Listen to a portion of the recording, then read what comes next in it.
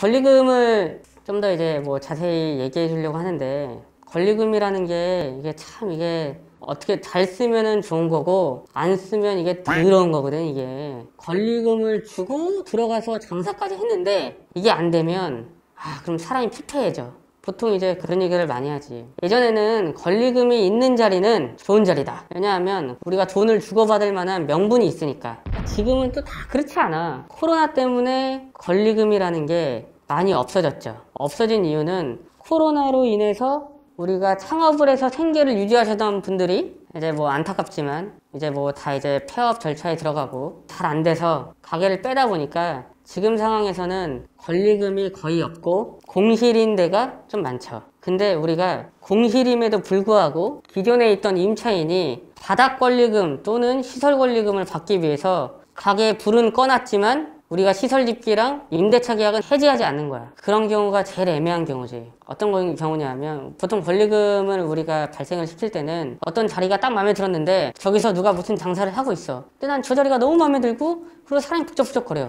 그러면 권리금에 대한 인지도가 좀 생겨.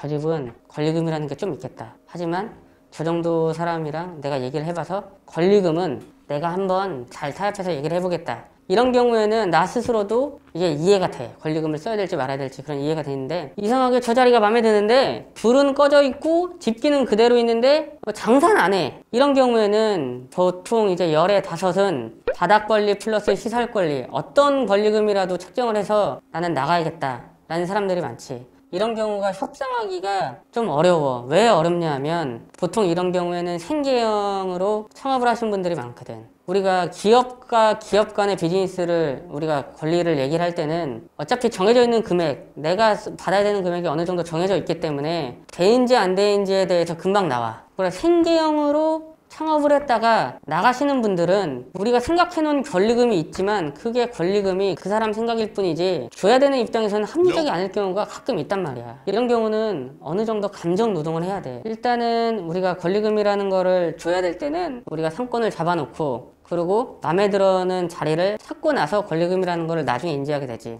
제가 상대방을 만났는데 나는 저 자리에서 멕시칸 음식점을 하고 싶다. 딱 보니까 저 자리에서 내가 쓸 게 아무것도 없는데 부동산에서 권리금 얘기를 하네. 그런 경우에는 우리가 바닥 권리금을 줘야 된다고 생각하면 되는 겁니다. 바닥 권리금을 줘야 되는데 바닥 권리금을 주고 나서 생각해야 될 것들이 안에 있는 것들이 쓸 게 내가 아무것도 없으니까 이거 다 폐기물이야. 바닥 권리금을 주고 들어갈 때는 바닥 권리금 플러스 안에 있는 시설 짓기 폐기물까지 생각을 해야 됩니다. 그래야 이게 권리금이라고 생각하는 거고, 시설 권리금이라는 거는 내가 멕시칸 집을 하려고 그러는데 저 집에 내가 써야 되는 주방집기도 많이 있고 내가 생각했던 동선도 뭐 대충 보니까 비슷하고 그리고 내가 생각하는 카운터랑 주방도 비슷해. 그럴 때는 우리가 인테리어 비용도 절약할 수 있고 시설 비용도 절약할 수 있기 때문에 그거는 시설 권리금으로 인정을 해야 돼요. 시설 권리금에는 일부 폐기 비용이 들지언정 이 비용은 어느 정도 주고 들어가는 게 나을 수도 있다는 거죠. 자, 여기서 내가 얘기하는 것도 좋지만 아무것도 모르는 우리 앞에 앉아있는 코난이 이제 질문을 하면 제가 질문을 받아가지고 한번 설명을 해드릴게요. 그럼 바닥 권리금이란 게 뭐예요? 바닥 권리금?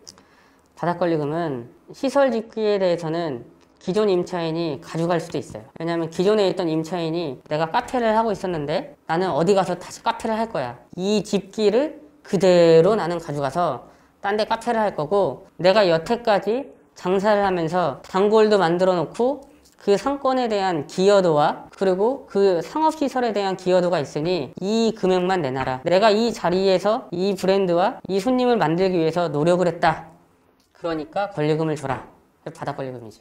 중요한 거는 그거야. 바닥 권리금만 달라고 하는 경우는 시설 짓기를 인수하지 못하고 내가 써야 될 수도 있을 만한 시설 짓기를 인수하지 못한다라는 게 명시가 돼 있어야 돼. 그 사람이 그거 들고 어디 가서 다른 장사 할 수도 있어. 그러니까 진짜로 바닥 권리금이라는 거는 허공에 뿌릴 수도 있는 돈이다 라고 생각을 하는 거지. 시설 권리금은 정확히 좀 알려주세요.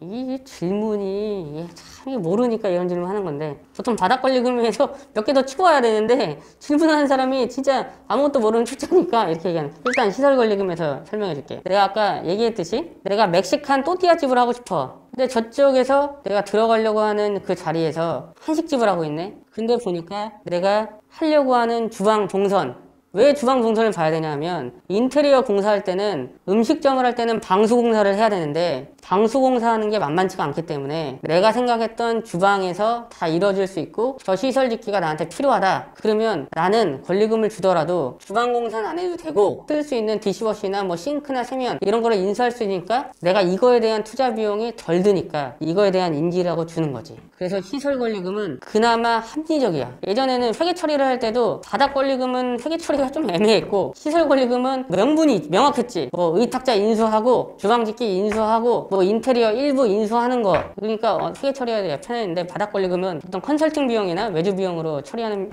경우가 좀 있었지. 그러니까 이거는 바닥 권리금보다 시설 권리금이 조금 더 합리적일 수 있다라고 얘기할 수 있는 거야. 아, 지금 들어보니까 그럼 바닥 권리금은 결국은 무형이잖아요. 그럼 그걸 사기를 안 당하거나 홍수를 맞는다거나 이걸 좀 방지할 수 있는 방법이 있을까요? 이제 우리가 전문용어로 이제 뒷박을 맞는다라고 얘기하는데 바닥 권리금이라는 건 질문 한 코난이 얘기했듯이 금액이 정해져 있지 않고요. 아파트랑 똑같아요. 아파트가 내가 이렇게 막 열심히 살고 있는데 101호가 4억에 계약했대. 그럼 우리 집값도 4억이 되는 거야. 근데 앞동에서 야 5억 5천에 거래했대. 그럼 우리 집도 5억 5천이 되는 거야. 이 얘기는 시세라는 거지. 회로 얘기하면 시가, 그리고 아파트로 얘기하면 시세. 그 동네에서 나 말고 다른 사람들이 그동안 형성해 놓은 그 금액이라는 게 있습니다. 그 금액이라는 게 시세가 돼서 저 앞집이 깐부치킨 하는데 바닥 권리금 2억 받았대요. 그러면 나도 2억을 받으려고 보통 사람들이 생각을 해요. 2억에 대한 가치가 없지만. 근데 깐부치킨이 2억을 받았으니까 나도 2억을 받아야겠다라는 머릿속에 생각이 있는 거야. 그게 이제 조율하기가 어렵지. 바닥 권리금은 말하는 거에 대해서 생기는 거고 시세기 때문에 바닥 권리금이라는 거는 우리가 항상 조심하고 접근해야 될 필요가 있습니다.